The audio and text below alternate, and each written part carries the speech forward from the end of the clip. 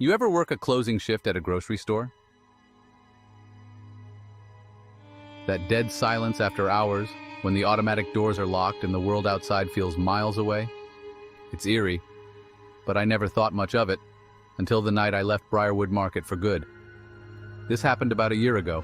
I was working at this mid-sized grocery store just outside town, the kind of place that stays open later than it should because corporate thinks an extra 2 hours will somehow boost sales.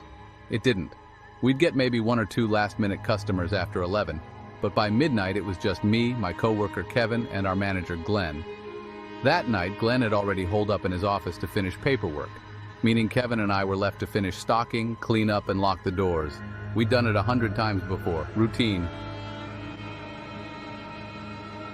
It was around 11:40 when I noticed something strange. I was in aisle 6, restocking bags of flour, when I heard what sounded like cartwheels squeaking down the next aisle over. The thing is, there weren't any customers left. The last guy had checked out 20 minutes ago, and Kevin was in the back room. I peeked around the corner. Nothing. Just rows of neatly stacked shelves and that awful, flickering fluorescent light that corporate refused to fix. I shook it off. Maybe it was my own cart settling, or maybe I was just tired. I went back to work, but that feeling, the feeling of being watched, stuck with me. At 11:50, Kevin came out from the stockroom, stretching his arms. "You about done?" "Yeah, just gotta sweep up by the registers." "Cool, I'll grab the trash." Kevin headed toward the back, and I made my way to the front of the store.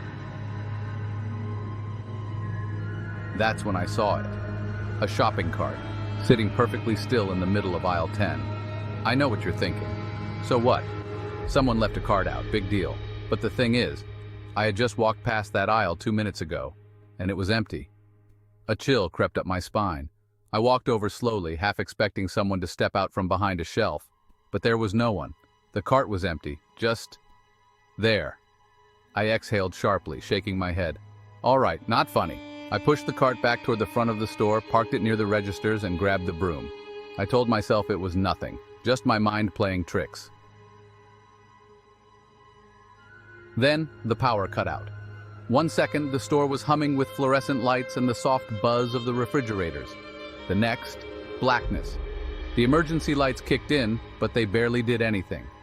A dim, yellowish glow illuminated the front of the store, leaving the aisles stretching into darkness. My stomach nodded. Kevin? No response. Glenn? Silence. I reached for my phone. No signal, no Wi-Fi. Not surprising, Briarwood Market barely had service even on a good day. But right then, it felt wrong. I started toward the back, trying to stay calm. Kevin, man, if this is some kind of prank, I swear. A loud crash from aisle 7. I stopped cold. My pulse pounded in my ears. It sounded like something heavy, maybe a whole shelf of products, had just toppled over.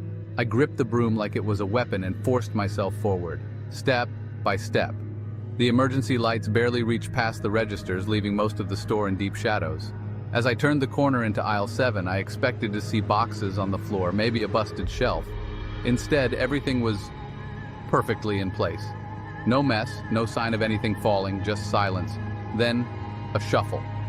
I whipped around just in time to see someone moving at the end of the aisle, a shape, too fast to fully see, disappearing into the darkness. My breath caught. Hello? Nothing. I took a step forward, and then Kevin's voice, whispering from the stockroom. "Dude, get in here, now!" A figure, tall, standing completely still in the frozen foods section, just outside the range of the emergency lights. I felt my stomach drop. It wasn't Glenn. It wasn't a customer. It was someone else. And then, they moved. Not walking, not running, just a sudden jarring shift closer to the camera, like they knew we were watching. Kevin cursed. "We have to get out of here." I grabbed the emergency exit key from the wall. We bolted for the back door, fumbling with the lock. My hands were shaking. Kevin kept glancing at his phone. The figure wasn't on the camera anymore. I yanked the door open and we ran. By the time we got to the parking lot, Glenn was already outside, looking confused. "Why'd the power cut?" Kevin and I didn't answer. We just kept running. The next day, we quit. Glenn never found anyone on the cameras. The power had mysteriously reset by morning, but Kevin and I knew the truth. Someone was in that store with us, and they never left.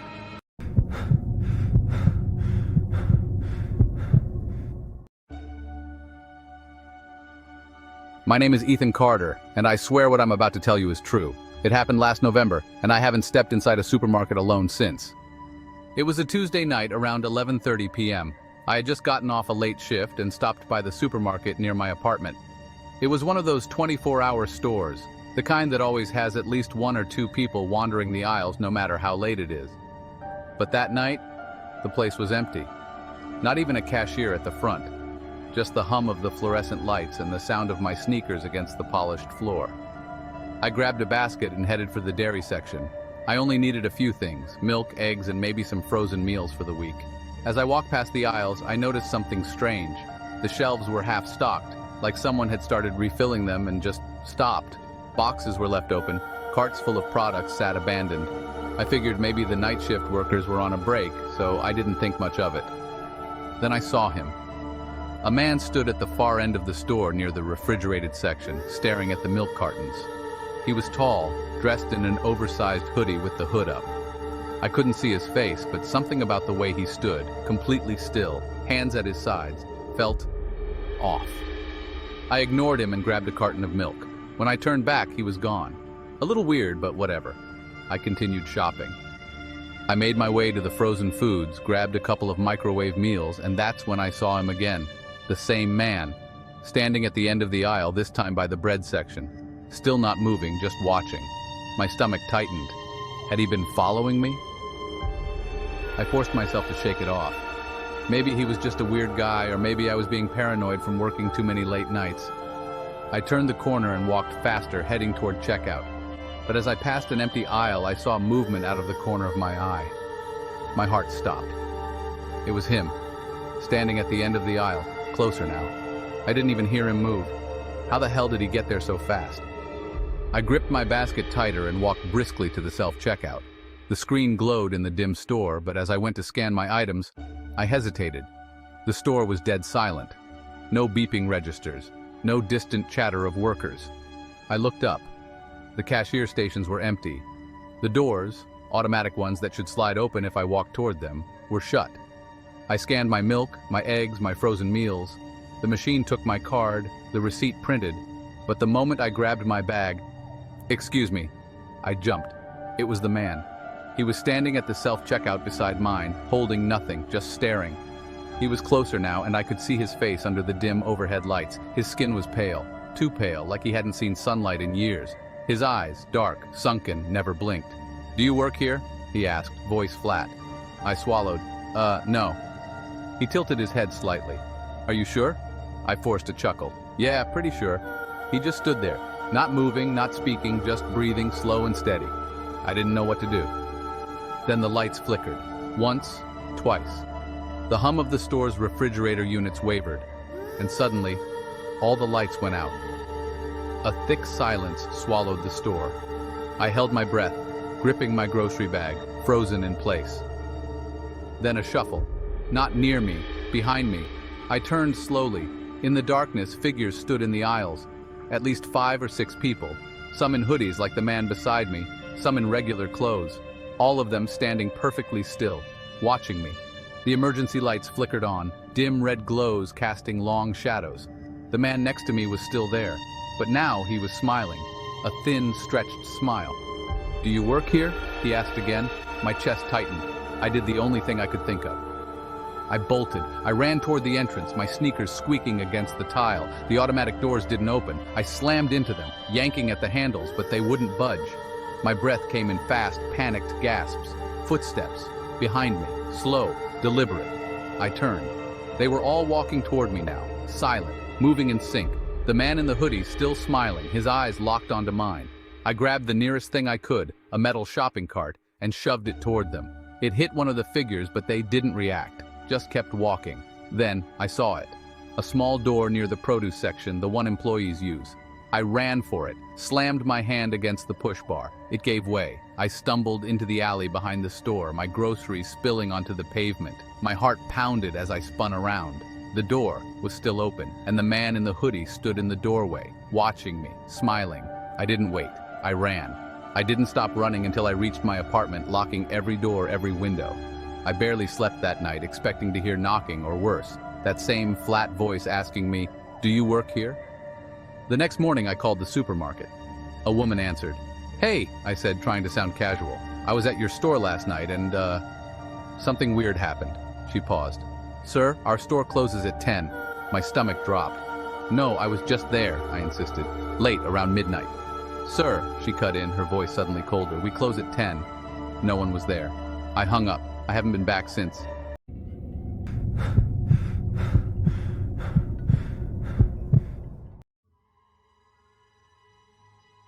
I've worked the closing shift at Evergreen Market for almost 2 years. It's nothing special, just a small supermarket in a quiet part of town. Most nights are the same. Stocking shelves, ringing up last-minute shoppers, cleaning up spills in aisle 5. Nothing exciting, nothing dangerous, until last Friday. I clocked in at 10 p.m., ready for another slow night. Just me and Ryan, my shift lead. The store was set to close at midnight, and by 11:45 the place was empty. That's when I made my first mistake. I volunteered to stay late. Ryan was finishing up in the back, so I told him I'd handle the last few minutes alone. "Go ahead, man," I said. "I'll lock up." He gave me a nod. "All right, just make sure nobody sneaks in last minute." I wish I had listened. At 11:57, the automatic doors slid open. A man walked in. Something about him immediately felt off.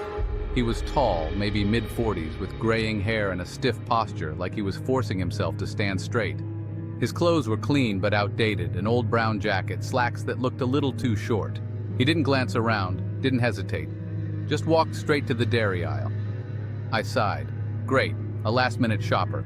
I called out, "Hey, just a heads up, we're closing in 3 minutes." No response. I gritted my teeth and tried again. "Sir, we close at midnight." Nothing. Just the faint sound of a fridge door opening. I took a deep breath and walked over. "Sir, The fridge door was still swinging open, but he was gone.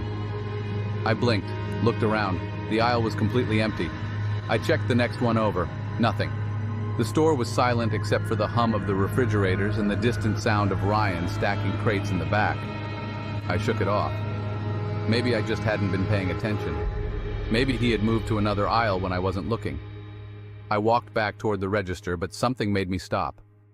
One of the shopping carts, one that had been pushed against the wall, was now sitting in the middle of the aisle, facing me. I felt a chill creep down my spine. I hadn't heard it move. I forced myself to breathe. It's just a cart. Maybe I bumped it earlier. Then the lights flickered. Not a full blackout, just a quick, almost imperceptible dimming, but long enough to make my stomach drop. I pulled out my phone, casually checking the time. 12:02 a.m. We were officially closed. I walked to the front doors and pressed the lock button. The doors made a faint click, sealing shut.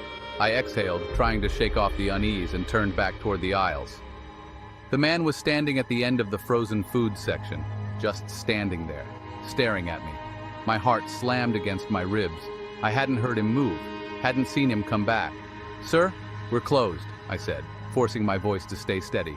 "I'm gonna need you to head to the register if you're buying something." He didn't respond, didn't even blink. Then slowly he turned, walking toward the employee-only door at the back of the store. I felt a wave of anger push past my fear. He was probably just some weirdo messing with me, some guy who thought it would be funny to ignore store policies. "Hey!" I called, walking after him. "You can't go back there!" But by the time I reached the storage room, the door was already swinging shut. I hesitated. Something felt wrong. The air was colder here, the silence heavier. I pressed my ear against the door, listening. Faint shuffling. Then, whispering. I yanked the door open. The storage room was empty. No sign of him, no movement, just stacks of crates and pallets of canned goods. I swallowed hard. "Ryan?" No answer. The only other door in that room was the fire exit, and I knew for a fact it was locked. There was nowhere for him to go. Then my phone buzzed. A text from Ryan. "Dude, I left 15 minutes ago. Thought you locked up?" I stared at the screen, my blood running cold. If Ryan was gone, who had been stacking crates? I turned back toward the register, heart pounding. I needed to leave. Now. Then I heard it. The unmistakable sound of the fridge door opening again. I turned my head slowly. The man was back, standing inside the dairy aisle, holding the fridge door open with one hand. Only this time, he wasn't alone. 2 more figures stood beside him, both wearing the same outdated clothing, both staring directly at me. The lights flickered again, longer this time. I gripped the counter, my breath coming fast. I wanted to run, but my legs felt cemented to the floor. Then at the exact same time, all three of them stepped forward. I bolted. I ran to the front doors, fumbling with the lock, hands shaking so badly I could barely grip the key. I heard the slow, deliberate footsteps behind me. I turned just enough to see the store was empty. They were gone. No figures, no sound, nothing. I threw the door open and sprinted to my car. I didn't stop until I was 3 blocks away, parked outside a gas station, hands still trembling. The next morning I went back to Evergreen Market with the store manager. I told him everything.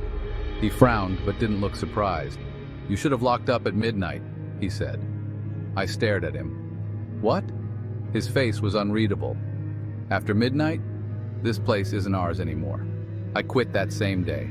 I don't know who or what those people were, but I do know one thing: I'll never work another closing shift again.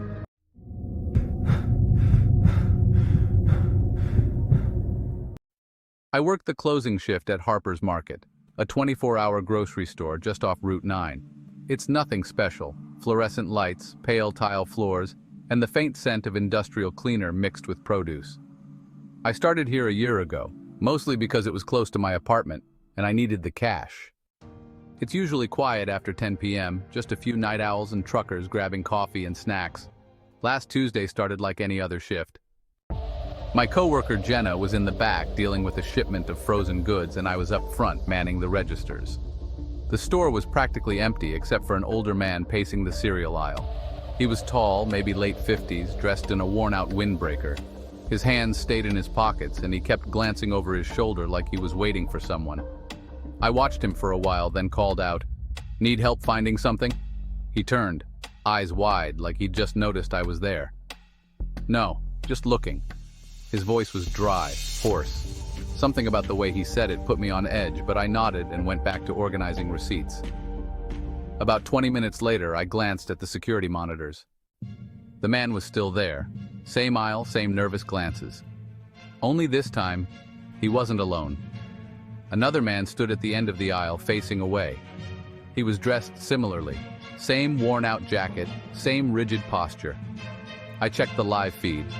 The second man hadn't come through the doors.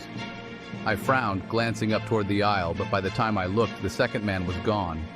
The first guy, though, was still standing there, staring straight at the shelves. I felt a chill creep up my spine. Something about him just wasn't right. "Jenna," I called over the intercom. "Can you come up front?" She answered a second later. "Give me a sec, I'm finishing up." I looked back at the monitors. The man was still there, but now his head was tilted slightly, like he was listening for something. I stepped out from behind the counter, walking toward the aisle. "Sir?" He didn't turn. I stepped closer, my sneakers squeaking against the tile. "Sir, are you okay?" Nothing. He didn't move. He was just staring at the rows of cereal boxes. I took another step, and that's when he moved. Not his body, just his eyes. They flicked toward me, slow, deliberate. I froze. Then, without a word, he turned and walked toward the back of the store, disappearing past the dairy section. I exhaled, feeling the tension in my chest loosen just a little. Maybe he was just an odd guy, a drifter, but something about the way he looked at me stuck, like an itch in the back of my mind I couldn't scratch. Jenna came up, wiping her hands on her apron. "What's up?" I motioned toward the back. Weird guy in a windbreaker. He was just standing in the cereal aisle for like 20 minutes. She raised an eyebrow. And I think there was someone else with him, but I didn't see them come in. Jenna shrugged. Maybe he was just waiting for a friend? Maybe. Still, I checked the back storage area, but there was no sign of him. Just crates of milk and a humming industrial fridge. By the time I got back to the front, I'd almost convinced myself I was overreacting. The store was empty now, aside from Jenna and me. The man must have left without me noticing. Then the automatic doors opened. A woman walked in, dark hoodie, hands stuffed in her pockets. She made a beeline for the same aisle. I glanced at Jenna and she frowned. The woman didn't browse. She walked straight to the exact spot the man had been standing and just stopped. "Okay, that's weird," Jenna muttered. I nodded. We watched her from the monitors. She stood there for 5 minutes, motionless. Then, in a single jerky movement, she turned her head to the side like she was listening to something. "All right," I said. "I'm done." I stepped out from behind the counter, but before I could reach the aisle, she turned and walked out the door without buying anything. I stood there, stomach tight, watching her disappear into the dark parking lot. Jenna blew out a breath. What the hell was that? I shook my head. I don't know. I grabbed the store keys and locked the front doors early. I didn't care about store policy. Whatever was happening, I didn't want to be around for it. That night, I checked the security footage from my phone at home. My stomach twisted when I saw it. The man in the windbreaker, the woman in the hoodie, both of them had stood in the exact same spot, facing the same shelf. The timestamp showed something else. 2 nights before that, at the exact same time, another person had done the same thing. And another, the week before. All different people, all standing in the same spot, all staring at the same shelf. I don't know what's going on at Harper's Market. I don't know what they're looking at or listening to or waiting for, but I switched shifts. I'm never working nights again,